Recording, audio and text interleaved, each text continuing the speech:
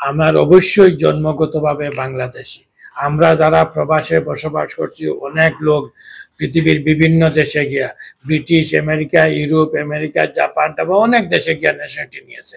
কিন্তু ন্যাশনালিটি নেওয়া এটা মিনিং না আমি বাংলাদেশকে ভুলে গেছি, বাংলাদেশকে যাব না। আমি অবশ্যই ভাই বোন বাংলাদেশি, এবং আপনারা দেখছেন আমি বাংলাদেশের টানেই আজকে বাংলাদেশে ইনভেস্টমেন্ট করছি। আমি তো বাংলাদেশে আমার নিজস্ব কোনো ব্যবসা নাই, আমি তো যা করেছি সব সময় এখান থেকে টাকা নিয়েই আমি বাংলাদেশে ইনভেস্টমেন্ট করছি। আমি একটা হসপিটাল করেছি, ব্যাংকে ইনভেস্টমেন্ট করেছি, টি গার্ডেনে করছি, বা তো এটা একটা এখন আপনার এডুকেশনে করতেছি। আমি একটা কলেজ বানাইতেছি বাচ্চা লেখাপড়ার জন্য, তো মাদ্রাসাতে তো এটা আমি, আমার যদি দেশের টান না থাকতো, আমি যদি যে কেউ যদি আজকে যারা আমরা হয়তো মধ্যপ্রাচ্যে যারা আছি বসবাস করতেছি, আমরা হয়তো সিটিজেনশিপ পাচ্ছি না।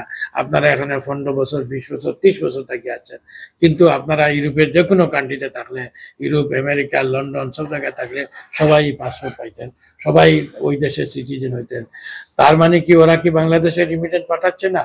অবশ্যই পাঠাচ্ছে। তাদের আত্মীয় স্বজন, বন্ধু বান্ধব তারা আছে, সবাইকে রিমিটেন্স পাঠাইতেছে, তারা বাংলাদেশে ইনভেস্টমেন্ট করতেছে, তারাই বাংলাদেশের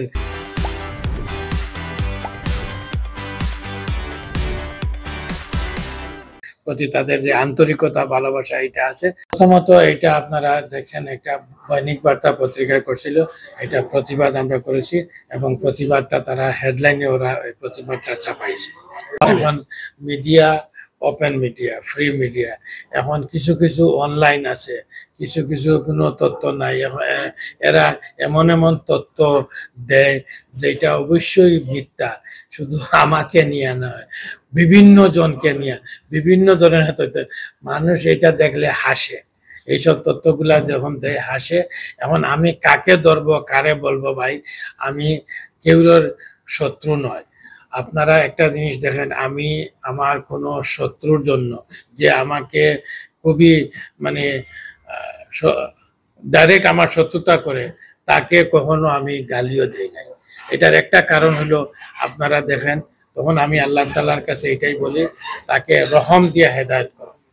আমরা বাংলাদেশের মাটিতে জন্মগ্রহণ করছি, দেশ আমাদের, আমরা সবাই মিলে এই দেশকে এগিয়ে নিয়ে যাব। বাংলাদেশের সরকার পরিবর্তন হবে, আসবে, এটা একটা স্বাভাবিক নিয়ম, এবং নিয়মতান্ত্রিক আসুক আর অনিয়মতান্ত্রিক আসুক, যেভাবে আসুক এটা আসবেই। এবং প্রত্যেক 4 বছর পর পর ইলেকশন হবে, পৃথিবীতে সব জায়গায় হয়, পরিবর্তন আসে। আমরা সরকারের সাথে কাজ করতে চাই, আমরা সরকারের সাথে, আপনারা দেখেছেন আমি কোনো পলিটিক্যাল কোনো পার্টির সাথে ডাইরেক্টলি কোনোভাবেই জড়িত নাই, আমি সরকারের সাথে জড়িত, সরকার আমাদের, এবং আমরা যে সরকারই আসুক না কেন আমরা সরকারকে আহ্বান জানাই, সরকারের সাথে সহযোগিতা হিসাবে কাজ করি। আমি এজ এ বাংলাদেশ বিজনেস কাউন্সিলের প্রেসিডেন্ট হিসাবে, সিআইপি অ্যাসোসিয়েশনের প্রেসিডেন্ট হিসাবে আমার কর্তব্য, দায়িত্ব সবসময় যে আমি বাংলাদেশের প্রতিনিধি হিসাবে কাজ করছি।